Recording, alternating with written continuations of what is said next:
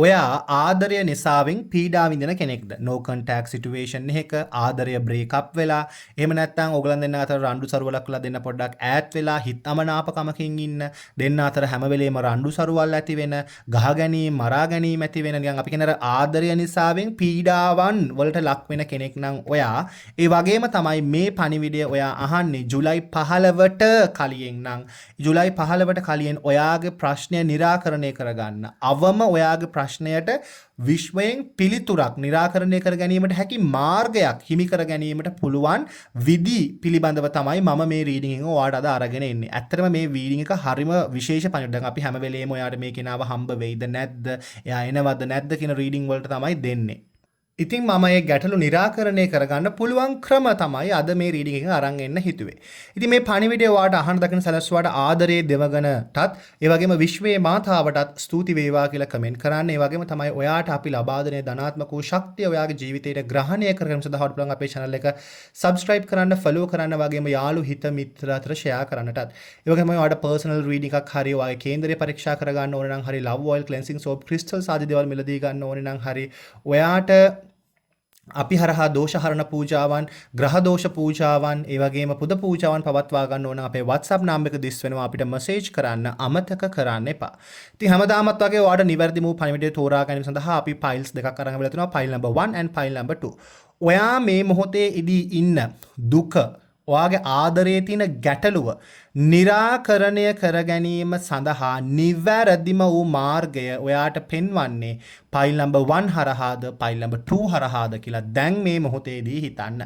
ඔයාගේ ආදරයේ මේ මොහොතේ ඉන්න ගැටලුව ඔයාට निराකරණය කර ගැනීම සඳහා නිවැරදිම වූ පණිවිඩය හම්බ වෙන්නේ ෆයිල් number 1 හරහාද ෆයිල් number 2 හරහාද කියලා දැන් මේ මොහොතේදී හිතන්න.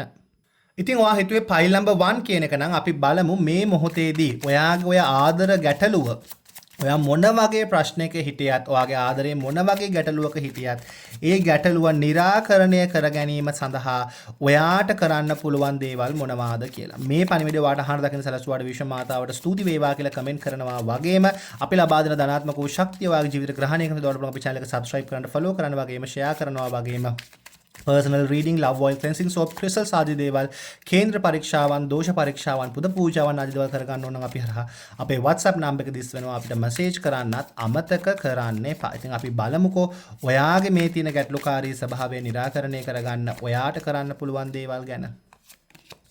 හරි. මුලින්ම ඔයා ඇත්තටම ඔයාගේ පවුලේ අයකත් එක්කත් මේ ගැටලුකාරී ස්වභාවයට හේතුවක් වෙලා තියෙනවා.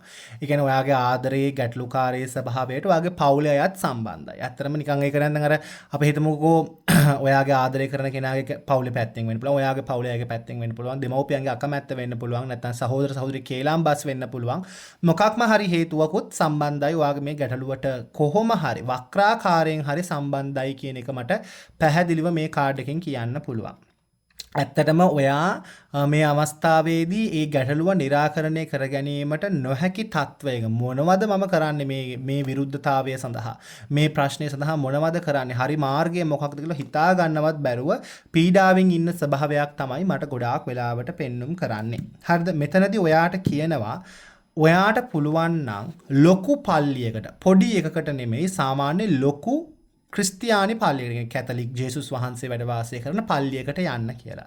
එහෙම ගිහිල්ලා ඔයාට කියනවා ඉටිපන්දම් 10ක් 11ක් 7ක් නෙමෙයි ඉටිපන්දම් 10ක් ගන්න කියලා. මේක පල්ලියේ විකුණන ඉටිපන්දම් වෙන්න පුළුවන්.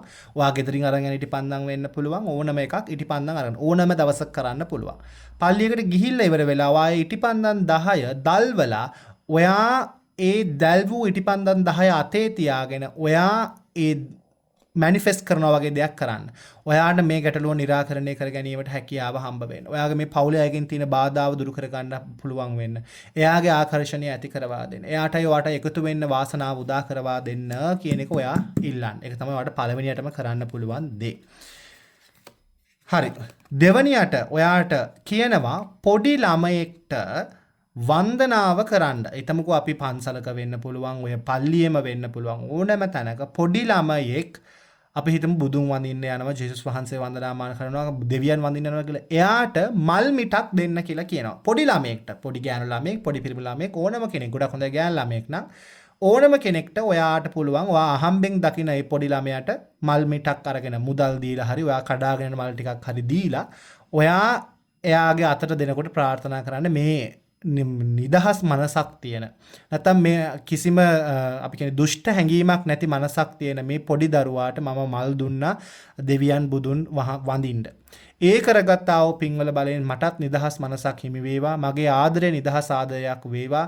අපේ ආදරෙතන ගැටලුකාරී ස්වභාවය දුරු වේවා කියලා ඒ මොහොතේ මල් දුන්න මොහොතේම අදිෂ්ඨාන කරන්න දෙවියන් බුදුන් දිහා බලාගෙන. ඒක ඔයාට කරන්න පුළුවන් හොඳ දෙයක් කියන එක පෙන්눔 කරනවා. ඔයාගේ ආදරයේ ගැටලුකාරී ස්වභාවය निराකරණය කරගන්න. හරි. ඒ වගේම තමයි ඔයාට කියනවා ඔයාගේ කේන්දරය පරීක්ෂා කරගන්න කියලා. මොකද ඔයාගේ කේන්දරේ ස්ටාර්ස් පෙන්නනවා, ග්‍රහලෝක පෙන්නනවා. ඔයාගේ කේන්දරේ ගැටලුකාරී තත්වයක් තියෙනවා. අපි මොකට කේන්දරේ පරීක්ෂා කරන්න මුදලක් නැහැ. එහෙනම් ඔයාට කරන්න තියෙන්නේ හැම බදාදා දිනස්තරයකදීම දැන් ජුලයි 15 වෙනකන් බදාදාවල් කිහිපයක් හම්බ වෙනකොට දෙකක් විතර හම්බ වෙනවා. ඔයාට පුළුවන් සෑම බදාදාවකම උදේ වරුවක හරි හවස් වරුවක හරි ගිහිල්ලා බුදුරජාණන් වහන්සේට මීපැණි පූජා කරවලා ඒකත් සමගම කෝමාරිකා ජෙල් ඒක කියන්නේ සත්‍ය කෝමාරිකා වෙනවා නම් ගොඩක් හොඳයි. කෝමාරිකා ජෙල් පූජා කරමින් මීපැණි සහ කෝමාරිකා ජෙල් මේ දෙක තමයි පූජා කරන්න ඕනේ. පූජා කරවල ඉවරලා ඔයා බෝධීන් වහන්සේ නහවන්න. ඒක ඔයා සිද්ධ කරන්න. එතනදී අදිෂ්ඨාන කරන්න. ඔයාට මේ හැමදේම සිසිලස ගෙනත් දෙන දේවල්. ඔයා අදිෂ්ඨාන කරන්න. ඔයාගේ ජීවිතේට සිසිලස ගෙනත් දෙන්න. ඔයාගේ ගැටලුව निराකරණය කරගන්නට ආශිර්වාද ලැබෙන්න මාර්ගයක් හම්බ වෙන්න සහ දෙදෙනාට සතුටෙන් කාලය ගත කිරීමට හැකියාව හම්බ වෙන්න කියන එක. අන්තිම කාඩ් එක 3 of swords. මෙතනදී ඔයාට කියනවා කඩුවක් අතේ දරාගෙන ඉන්න දෙවි කෙනෙක්. ගොඩක්ම මෙයා මාරියම්ම වෙන්න පුළුවන්. එහෙම නැත්නම් කඩවල දෙවියෝ ඒ වගේ ඕනම කඩුවක් දරාගෙන ඉන්න ඕනම දෙවි කෙනෙක්. පිරිමි වෙන්න පුළුවන්, ගැහැණු වෙන්න පුළුවන්. ඉතින් සාන්තුවරයෙක් වෙන්න පුළුවන්. ඒක ගැටලුවක් නැහැ. ඔයාට කියනවා මේ කඩුවක් අතේ දරන් ඉන්න කෙනාට රතු මල් පූජා කරවලා ඔයාගේ ප්‍රශ්නයට උත්තර ලබා දෙන්න කියලා ඉල්ලුම් කරන්න කියලා. පොඩක් තදින් ඉල්ලුම් කරන්න කියලා. පොඩක් බැනලා වගේ. කියන්නේ ඔයා අඬලා තදින් අර අපි කියන්නේ නිකන් අර මේ මුරණ්ඩු කමින් ඔයාගේ කටයුත්ත ඉල්ලුම් කරන්න කියන එක පෙන්눔 කරලා දෙනවා. මේකදී ඔයාට අනිවාර්යෙන්ම හොඳ ආශිර්වාදයක් ලැබිලා ගොඩක් ප්‍රශ්න निराකරණය කරගන්න පුළුවන්. මේ හතරම ඔයා සිද්ධ කරලා බලන්න ඔයාගේ ජීවිතේ සැබෑ වෙනසක් ජුලයි 15 වෙනිදාට කලින් ඇති කරගන්නට පුළුවන්. ඉතින් ඔයා තෝරගත්තේ පයිල් නම්බර් 2 කියන එක නම් අපි බලමු ජුලයි 15 වෙනිදාට කලින් ඔයා මොනවාද ඔයාගේ ආදරයේ තියෙන ගැටලුකාරී ස්වභාවය निराකරණය කර ගැනීම සඳහා කළ යුත්තේ සහ ඒක निराකරණය කරගන්න ඔයාට කරන්න පුළුවන් දේවල් මොනවාද කියලා. ඉතින් ඒ වගේම තමයි ඔයාට අපි ලබා දෙන මේ ධනාත්මක වූ ශක්තිය ඔයාගේ ජීවිතේට ග්‍රහණය කරලා බලන්න පුළුවන් අපේ channel එක subscribe කරන්න, follow කරන්න වගේම share කරන්න.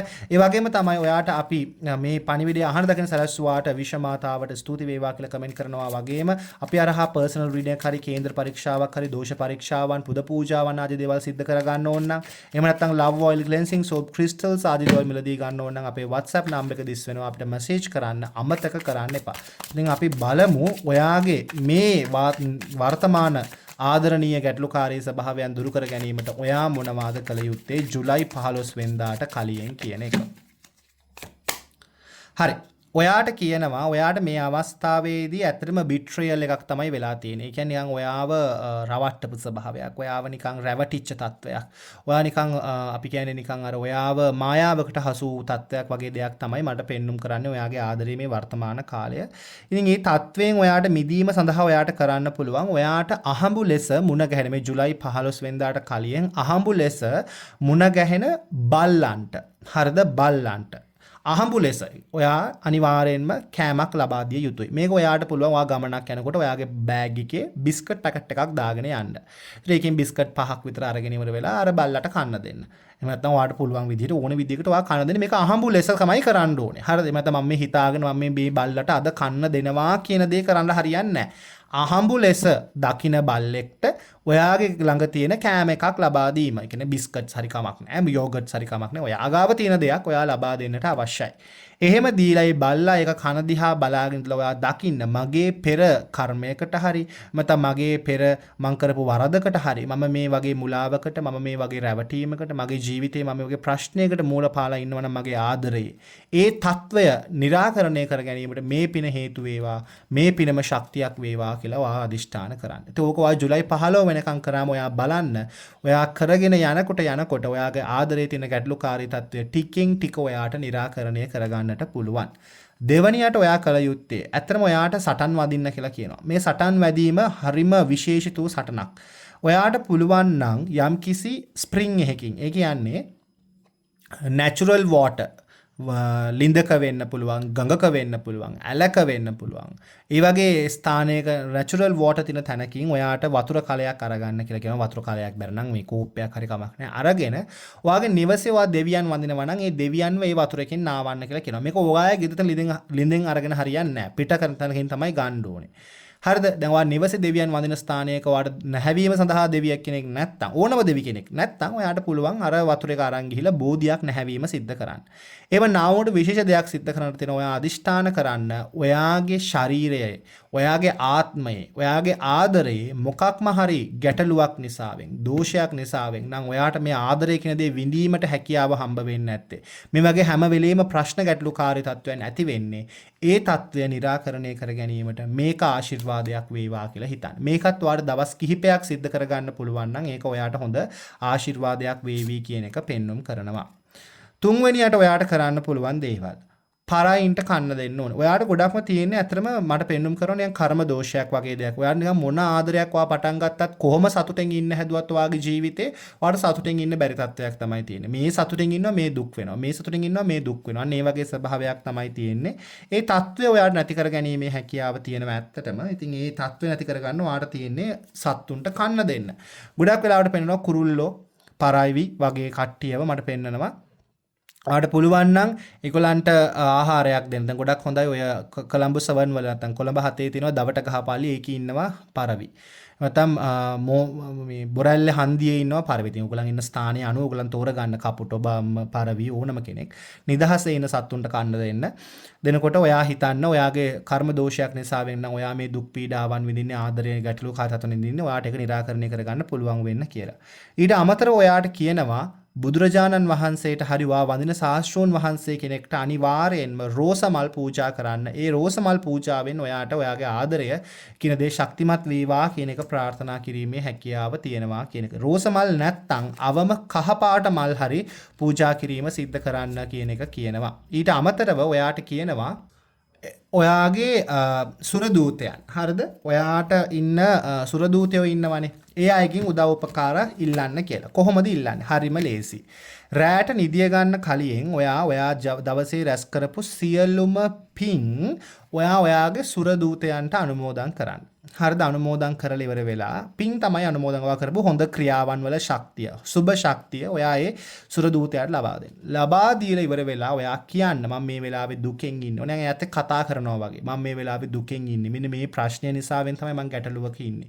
මට ඒක निराකරණය කරන්නට ඔයා මට ආලෝකය ලබා දෙන්න. මේක निराකරණය කරන සඳහා ඔයා මට ශක්තිය ලබා දෙන්න. පිළිතුරු ලබා දෙන්න. මේක निराකරණය කරවා දෙන්න කියන එක ඉල්ලුම් කරන්න. එතනදී ඔයාට බොහෝ ගැටලුකාරී තත්ත්වයන් ඔයාගේ ආදරේ निराකරණය කරගන්න පුළුවන්. ජුලයි 15ට කලින් මේ දේ ඔයා සිද්ධ කරගන්න. මේ දේවල් කිහිපේ ඔයා ජුලයි 15 කලින් සිද්ධ කරගෙන ඔයාගේ ආදරේ निराකරණය වුණාට පස්සේ මේ වීඩියෝ එකම හොයාගෙන ඇවිල්ලා ඔයාගේ ප්‍රශ්නය විසඳුණා කියන එක කමෙන්ට් කරන්න. ඔයා අමතක කරන්න එපා කියන එකත් මම මෙතනදී පැහැදිලිව මතක් කරනවා.